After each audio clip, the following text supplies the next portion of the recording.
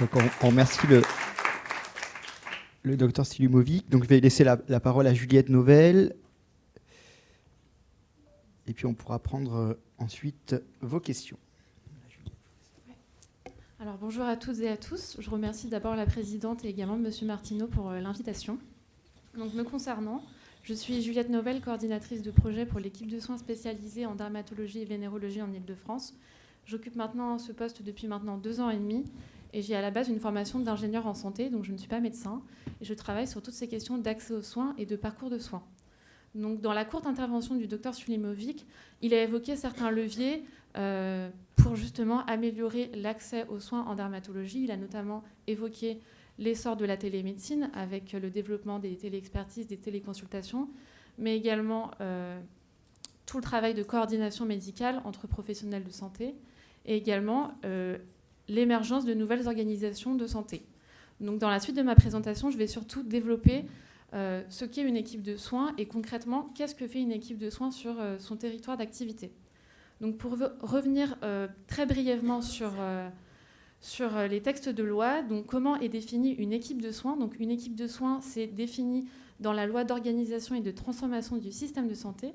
Donc une équipe de soins spécialisée, c'est un ensemble de professionnels de santé constitués autour de médecins spécialistes d'une ou plusieurs spécialités en dehors de la médecine générale qui choisissent d'assurer leurs activités de soins de façon coordonnée avec l'ensemble des acteurs d'un territoire, dont notamment les équipes de soins primaires, sur la base d'un projet de santé qu'ils élaborent entre eux. Donc il faut savoir que la dermatologie, c'est la première spécialité qui s'est approprié ce modèle organisationnel, et l'Île-de-France est la première région qui a du coup vu ce modèle organisationnel. En ce qui concerne l'équipe de soins spécialisée en dermatologie et vénérologie en Île-de-France, donc elle a été créée en 2019, juste avant le Covid, et c'est une association loi 1901. C'est une organisation qui est déployée sur l'ensemble de la région Île-de-France, et c'est une organisation qui intègre plusieurs acteurs, notamment des dermatologues de ville, des dermatologues libéraux et des dermatologues salariés. Le modèle économique de cette association... les équipes de soins sont en fait financées majoritairement par le fonds d'intervention régionale. Donc c'est un fonds qui est validé et décaissé par l'Agence régionale de la santé d'Île-de-France. Mais quelles sont les missions d'une équipe de soins ? Les missions socles d'une équipe de soins sont d'améliorer l'accès aux soins dans la spécialité, donc à la dermatologie, l'accès aux consultations spécialisées, l'accès aux soins non programmés, mais également de fluidifier les parcours de soins. Donc nous, dans notre projet de santé, on a ciblé le volet oncodermatologie, mais également le volet dermatose chronique inflammatoire. Donc, quelles sont les actions concrètes ? Au niveau de la dermatologie, dans un premier temps, l'équipe de soins a repris en fait un réseau de téléexpertise qui avait été impulsé par l'Union régionale des professionnels de santé. C'est un réseau qui a été initié par 2 oncodermatologues du Val-de-Marne, et je vais revenir plus en détail dans la suite de mes slides sur... quelle est l'utilité de ce réseau et quels sont les résultats qu'on en tire. En parallèle de ce réseau, en miroir, l'équipe de soins apporte également des actions de formation auprès notamment des médecins généralistes et également des paramédicaux sur les questions du dépistage des cancers cutanés. En parallèle de ce dépistage des cancers cutanés, l'équipe de soins spécialisée apporte également une réponse au niveau de la fluidification des adressages en réunion de concertation pluridisciplinaire. Donc l'équipe de soins déploie en fait une plateforme qui permet aux dermatologues et aux chirurgiens d'adresser en réunion de concertation disciplinaire des cas patients. Donc je reviendrai également sur ce projet plus en détail par la suite. En ce qui concerne le réseau de téléexpertise en oncodermatologie, donc concrètement, qu'est-ce que la téléexpertise ? Donc dans le cadre de notre réseau de téléexpertise, un médecin généraliste en fait peut adresser une photo directement d'une lésion suspecte directement à un expert de notre réseau. L'expert de son côté est notifié et peut apporter une réponse très rapidement et effectivement soulever une suspicion éventuelle. Donc le premier avantage, c'est qu'en fait il y a un raccourcissement des délais de prise en charge des cancers cutanés, puisque le dermatologue, si effectivement il évoque un diagnostic malin, il va pouvoir débloquer une consultation pour recevoir ce patient-là. Ce réseau permet d'aider en fait les médecins généralistes à alerter les dermatologues devant toute suspicion. En complément, le patient a également un retour rapide, ce qui est rassurant pour lui. Et ce réseau permet également d'aider le dermatologue à trier ses urgences. Enfin, via ce réseau de téléexpertise, les médecins généralistes peuvent adresser via un canal sécurisé.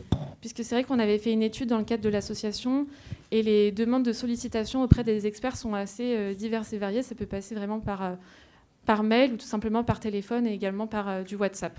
Donc ça permet vraiment de centraliser et de garantir aux patients que les demandes sont adressées de manière sécurisée. Donc quelques chiffres de notre réseau. Donc j'ai pas précisé, mais ce réseau il existe depuis 2018. Donc à l'heure actuelle, on recense 895 téléexpertises réalisées qui ont abouti en fait à un diagnostic. Donc si on regarde la répartition de ces diagnostics sur ces téléexpertises, 68% des lésions envoyées correspondaient à des diagnostics bénins, 9% à des diagnostics de lésions précancéreuses et 23% à des diagnostics de lésions cancéreuses, avec comme détail 18 mélanomes diagnostiqués, 125 carcinomes basocellulaires et 37 carcinomes épidermoïdes diagnostiqués. Et si on regarde également en détail les diagnostics de lésions bénignes, 43% de ces diagnostics ont eu pour diagnostic kératoséborique, qui sont des lésions malignes. Donc on a décidé dans le cadre de ce réseau prochainement d'équiper une dizaine de médecins généralistes en fait, d'un dermatoscope pour envoyer des clichés directement dans l'application prise avec un dermatoscope. Ce réseau démontre qu'il y a un raccourcissement de l'accès aux spécialistes. Donc en moyenne, pour avoir une réponse à la téléexpertise, on a un délai moyen de 7 jours. Et au niveau des consultations, le délai est raccourci puisqu'en fait, on est à un délai moyen de 8 jours pour obtenir une consultation chez un dermatologue en cas de suspicion d'un mélanome, de 18 jours pour les carcinomes basocellulaires, mais également de 22 jours pour les carcinomes épidermoïdes. Donc il faut savoir que sur l'ensemble de ces téléexpertises, seulement 40% ont abouti à une consultation, ce qui est vraiment encourageant et ce qui permet vraiment d'alléger en fait, les consultations et de vraiment prioriser les consultations urgentes chez le spécialiste en ville. En ce qui concerne les actions de formation, à l'initiative de ce réseau, les deux oncodermatologues se déplaçaient en fait, dans différentes villes de l'Île-de-France pour faire des formations en présentiel. Lors de ces formations, elles rappelaient les informations clés pour distinguer les tumeurs bénignes et les tumeurs malignes. Et elles rappelaient également tous les messages de prévention solaire à faire passer aux patients. Donc, à l'heure actuelle, on comptabilise plus de 200 médecins généralistes qui ont été formés au dépistage des cancers cutanés. Donc, ce sont des médecins généralistes franciliens. Et on a eu une vraie demande, en fait, dans le cadre des actions de l'association. On a pris en fait, contact avec les communautés professionnelles territoriales de santé. Donc, ce sont des organisations assez nouvelles qui recensent à la fois des médecins généralistes, des paramédicaux, mais également des spécialistes qui travaillent sur un projet de santé, sur un bassin de vie défini. Et donc, on a pris contact avec ces CPTS, donc c'est l'acronyme, et on a eu vraiment une vraie demande de la part des pharmaciens, mais également des infirmiers, des masseurs kinésithérapeutes et des pédicures podologues, d'avoir un apport au niveau de la formation sur le dépistage des cancers cutanés. Donc, on a ouvert très récemment des formations en visio qu'on réalise en fait avec ces professionnels pour vraiment leur refaire passer les messages clés et qu'effectivement, s'ils repèrent des lésions suspectes, ils puissent adresser les patients vers les médecins généralistes. Et qui ensuite puissent les adresser vers des dermatologues s'il y a un vrai besoin. Donc, à l'heure actuelle, nous avons signé 8 partenariats avec des communautés professionnelles territoriales de santé et on espère bien sûr en signer davantage. En complément de ces projets déployés sur le diagnostic des cancers de la peau, comme je le précisais, on a aussi un projet de déploiement d'une plateforme d'adressage en réunion de concertation pluridisciplinaire. Donc, l'objectif de cette plateforme, c'est en fait de permettre aux dermatologues de ville et aux chirurgiens d'avoir un guichet unique pour adresser en toute sécurité à un service hospitalier ou à une RCP libérale un dossier. Alors, il faut savoir que ça, c'est une problématique qui est très spécifique à l'Île-de-France, puisqu'en Île-de-France, on a plusieurs établissements de santé et chaque établissement de santé a son fonctionnement propre pour l'adressage en RCP. Et on a constaté que c'était en général via un canal non sécurisé. C'est pour ça qu'on a vraiment eu l'idée de déployer en fait, cette plateforme. Donc à ce jour, on essaie de prendre attache avec les différents services hospitaliers. Donc on a échangé avec 9 services hospitaliers en Île-de-France. On a 3 partenaires hospitaliers à l'heure actuelle et on a également un partenaire de RCP libéral. Sur le versant de l'inflammatoire, on s'est vraiment inspiré en fait du réseau de téléexpertise qu'on avait déjà sur l'oncodermatologie. Et on sait aussi qu'il y a un vrai besoin au niveau des dermatoses inflammatoires et qu'il y a une vraie errance thérapeutique dans les dermatoses chroniques inflammatoires. On n'a pas encore lancé, mais prochainement, on souhaite lancer un réseau de téléexpertise dédié aux dermatoses inflammatoires. Et dans le cadre de ce réseau, on souhaiterait permettre en fait, aux dermatologues libéraux, dermatologues exerçant en ville, de pouvoir adresser en fait, des demandes via des téléexpertises à des confrères et des consoeurs hospitaliers dans le cadre de primo-prescription de biothérapie. On a ciblé 4 pathologies. Donc, dans ces 4 pathologies, il y a le psoriasis, la dermatite atopique, l'urticaire chronique, mais également la maladie de Verneuil. En complément de ce réseau de téléexpertise qu'on va déployer, on veut développer des réunions d'information dédiées aux médecins généralistes pour vraiment rappeler les différentes étapes du parcours de soins dans le cadre des dermatoses chroniques inflammatoires. Donc, en février 2023, on aura notre première réunion d'information destinée à l'ensemble des médecins généralistes franciliens. Et ça sera vraiment axé sur le psoriasis dans un premier temps. Et au début du deuxième trimestre de 2023, on aura également cette formation qui sera dupliquée sur la dermatite atopique. Donc on a vraiment pour vocation à dupliquer ces réunions sur les autres dermatoses, comme notamment la maladie de Verneuil, l'urticaire chronique et bien d'autres par la suite. Donc, l'équipe de soins spécialisée d'Île-de-France a vraiment pour ambition sur 2023 de continuer de fédérer et de consolider cette communauté qu'on peut qualifier de sans mur. Cette équipe de soins va continuer de recenser les besoins du terrain pour co-construire avec les différents acteurs des actions adaptées au territoire, bien sûr par différents acteurs. Je fais référence aux dermatologues de ville, mais également aux hospitaliers, aux médecins généralistes, aux paramédicaux, mais également aux associations de patients. L'équipe de soins a pour ambition, sur 2023, de poursuivre les partages d'expériences auprès des dermatologues de d'autres régions, puisque, comme le Dr Sulimovic vous l'a évoqué, ce modèle associatif va être dupliqué sur d'autres régions. Donc, je suis en contact avec d'autres dermatologues de d'autres régions. Je sais que la Corse est justement en train de constituer une équipe de soins spécialisée et elle devrait bientôt être suivie par la Bretagne et l'Île-de-France et possiblement d'autres régions à suivre. Je vous remercie. Merci beaucoup. On voit que c'est une initiative intéressante, qu'il y a des résultats qui sont encourageants et ça a été évoqué dans plusieurs régions. Je pense qu'il n'y a pas une solution miracle pour régler les difficultés, mais c'est une addition de nombreuses solutions différentes. Est-ce qu'il y a des questions, des remarques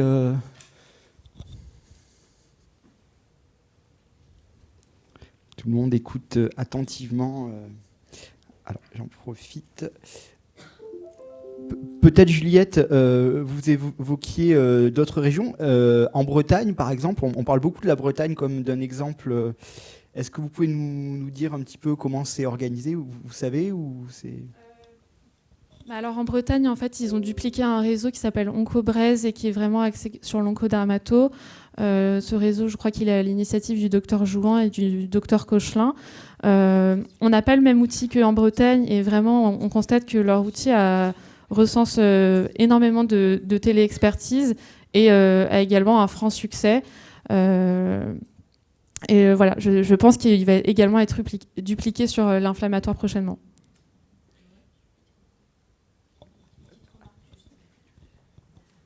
Merci beaucoup pour cette expérience. Je trouve que c'est très intéressant et en plus vous montrez des résultats, donc voilà, c'est super.